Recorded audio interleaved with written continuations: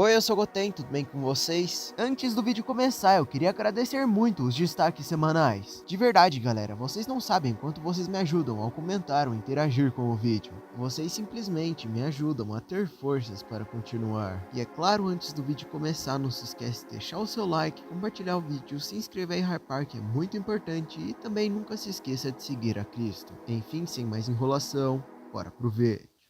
Bom, como estamos simplesmente passando fome de conteúdo de Dragon Ball e já faz um certo tempo desde meu último vídeo sobre um fã-mangá, Foi há 84 anos. eu decidi analisar esse que alguns inscritos e amigos me recomendaram. E pra você que não sabe, Dragon Ball C se trata sobre um fã-mangá focado no céu. É meio óbvio, né? Por ser um fã-mangá antigo e eu não faço ideia de quando foi lançado, a qualidade das imagens não é das melhores, mas isso não me atrapalha tanto. E o primeiro capítulo começa lá na batalha do céu contra o Gohan, onde tudo estava rolando normal em relação ao que a gente conhece, só que o Gohan acabou perdendo a batalha contra o céu, que diz que vai sair pelo universo em busca de seres mais poderosos para poder se divertir. Mas espera aí, tem outro fã-mangá com essa exata mesma premissa? Sim, a premissa disso aqui é extremamente semelhante ao New Hope. Mas a execução... isso aí é outra história. Ele basicamente diz que quer que eles treinem bastante e fiquem mais fortes, porque quando ele voltar vai destruir tudo. Além, é claro, de se divertir lutando com eles. Isso é uma das coisas que faz eu gostar do Céu Perfeito. Ele é genuinamente um Goku maligno, querendo ficar mais forte e lutar contra oponentes mais fortes a qualquer custo. Depois disso ele vai embora e no próximo capítulo nos conta um pouco do que aconteceu depois disso. O Céu saiu pelo universo se tornando cada vez mais forte, destruindo planetas inocentes. E a humanidade acreditou que o Mr. Satan tinha sido responsável pela derrota do Céu. O Trunks do futuro voltou pro mundo dele? Não, é sério. De todas as coisas que eu li nesse fã-mangá, eu acho que isso é o que mais me incomodou. Você tá querendo me dizer que o Trunks do futuro, de todas as pessoas, ia ver que o Céu ainda tá vivo e dizer: pessoal, boa sorte aí pra vocês. Sendo que ele era o guerreiro que mais queria que o Céu tivesse morto. Não só isso, mas todo o arco do personagem do Trunks gira em volta do fato dele não querer que outro futuro apocalíptico aconteça. Isso não faz o mínimo de sentido. Além de que, aqui também é dito que os personagens viveram em paz, assim como na saga Buu, sendo que a razão deles viverem em paz na saga Buu é o fato de não terem mais ameaças. E se eles sabiam que o Céu estava vivo e estava ficando mais forte, não fazia sentido eles relaxarem. Talvez o Gohan, porque vocês conhecem o Gohan. De resto, nenhum dos outros guerreiros sequer cogitaria viver em paz depois disso. Mas enfim, eu acho que eu já falei demais. E a saga Buu acaba acontecendo da mesma forma que a gente viu no anime. E apesar de não fazer sentido, a gente é levado para a luta do Gotenks contra o Super Buu lá na Sala do Tempo. Até que, como sabemos, ele acaba fazendo um portal dimensional na base do grito. E isso foi o suficiente para chamar a atenção da nossa querida Barata Verde, que acaba usando o teletransporte para aparecer ali no meio da luta. E como o Céu acabou ficando muito mais forte durante esses anos, ele facilmente derrotou o Gotenks. E como esperado, obviamente o Majin Buu iria querer lutar com ele. E eles acabam tendo uma luta até que interessante. E apesar de ser um pouco decepcionante, o resultado já era meio que esperado. Afinal, não só esse é o fã-mangá focado no céu, né? Então ele tem que vencer, mas também a gente sabe o potencial de evolução que esse cara tem. Por mais que o roteiro tenha algumas incoerências, eu não acho que a força do céu seja exatamente uma delas. Afinal, ele é o personagem com maior potencial de Dragon Ball do que a gente viu. E no próximo capítulo, a gente acaba vendo o Gohan terminando o ritual para se tornar místico. Ele volta para a Terra e desafia o céu. E aqui eu gostaria de falar um pouco sobre mais algumas coisas que estão me incomodando nesse mangá. A arte por si só não é feia, mas é basicamente montagens feitas por cima da arte do Akira. Ou seja, recorta um painel da saga Cell e cola na saga Buu. E eu sei que isso deve ter dado um trabalho pra caramba, então eu vou dar um ponto pro cara. Mas eu pessoalmente prefiro mangás que são desenhados mesmo, sabe? Apesar de que esse aqui também tem algumas artes originais, mas elas não são tão legais assim. E a segunda coisa que me incomodou até aqui é que o Cell ele fica repetindo a mesma coisa de novo e de novo. A cada 5 diálogos dele com outros personagens, 10 são chamando eles de lixo. E eu tenho que admitir que isso ficou um pouco irritante na minha leitura. Mas a luta deles em si até que é bem interessante. Apesar dos pesares, o autor foi bem criativo em alguns momentos. Tipo o Cell usando o Makanko Sapoyo, o Gohan usando o Masenko. E no final do capítulo, o Cell começa a preparar um Kienzan. Ele joga no Gohan e o poder oculto desvia. Só que aqui ele fez uma jogada que eu achei bem interessante, pois ele mistura o Kienzan com o teletransporte e corta o braço do Gohan. Se você para pra pensar muito, não faz tanto sentido, mas ainda assim é criativo. E ao ver que o Gohan perdeu seu braço, Goten e Trunks vão... Foi quando o Gyro finalmente entendeu. O universo não se importa comigo. Meu Deus do céu, não sobrou nada. Aí eu fico até sem palavras, não tem muito o que dizer. Depois disso, o Cell acaba matando o Pecolão e o Trunks criança acaba fugindo, lembrando bastante o do futuro nesse mangá. Vendo essa cena, o poder oculto fica irritado e tenta liberar o seu poder oculto, mas aqui é dito que ele não tem muito mais pra onde ir depois da forma mística, bem que o canônico poderia ter aderido isso, então a raiva basicamente não deu poder pra ele. Nisso, o Cell parte pra cima do Gohan e adivinha só quem chega? Ele mesmo.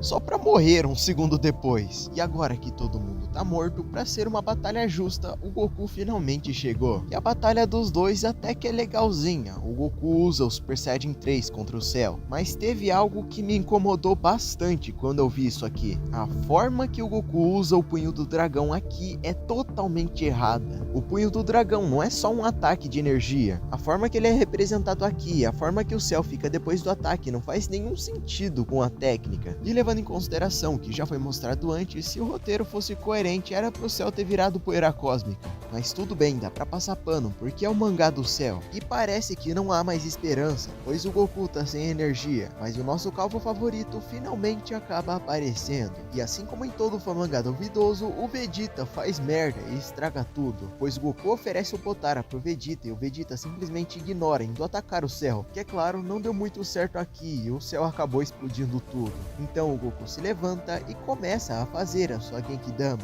Então, obviamente, não tem o que o Cell possa fazer, não é? Não é?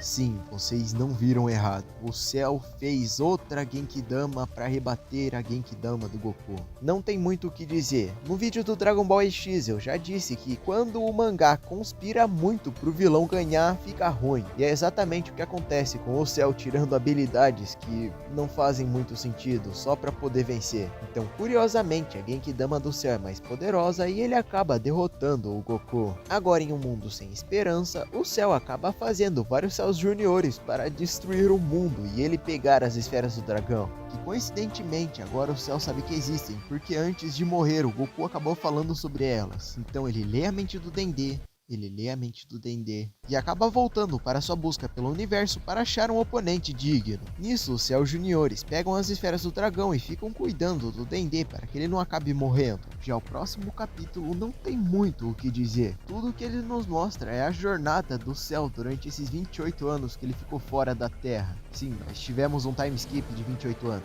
E no final, o Dendê acaba parecendo mais velho para finalmente confrontar o Cell. E os últimos Cell Juniores que estavam vivos reuniram as esferas do dragão e o Shenlong finalmente aparece. Nisso, o Dendê coloca o seu plano em prática, criando uma barreira extremamente forte que impede os filhos do Cell de entrarem lá dentro. E o Cell, para poder destruir a barreira, poderia matar o Dendê, mas isso acabaria destruindo as esferas do dragão também. E ele acaba fazendo um discurso bem interessante sobre como ele aprendeu com a humanidade, e que para derrotar o Cell, ele estaria se baseando em um mestre chamado Mutaito. E sim, vocês não entenderam errado. Basicamente, o Cell é derrotado usando o Mafuba, a técnica de selamento, que anteriormente tinha sido usada para derrotar o Piccolo Daimao. O capítulo 14 começa com um time skip de 330 anos. A gente acaba vendo com os Namekuseidins, até que nos é contado o que aconteceu depois do Cell ser derrotado, onde ele basicamente pediu para o Shenlong mandar os Cells Juniores para o sol mais quente no lugar mais longe da galáxia. E então é feito, né? Eles morreram. Só que eu saiba, o Shenlong não deveria ser capaz de fazer isso, mas tá bom, né? E então, depois de finalmente trazer paz para o universo de 0 pessoas, o Dendê acaba fazendo um filho, chamado Mutaito. E voltando para o presente, outro Namekuseidin chamado Goku acaba chamando o Mutaito, pois basicamente o Dendê sabia que estava morrendo e queria se despedir. O encontro deles é até que bem interessante, e o Mutaito acaba sendo consagrado o novo Kami-sama. E na morte dele, nós temos alguns painéis até que bem bem legais. Ele meditando e pensando que sabia que em outro universo eles conseguiram derrotar o céu e até mesmo o Go.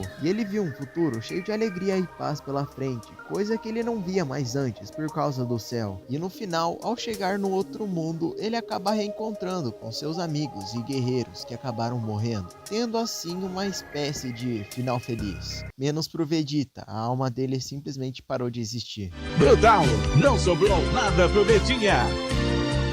E não tem muito o que eu possa falar sobre esse mangá. Eu consigo ver sim que o autor tentou fazer algo legal. Ele até fez algumas páginas explicando algumas coisas e alguns capítulos extras. Mas a questão é que esse mangá, nas suas ideias, já não é tão legal. E a execução é mediana. Então acaba não sendo um mangá realmente bom. No máximo dá pra dizer que é um mangá divertidinho. Eu daria uma nota 5 ou 6.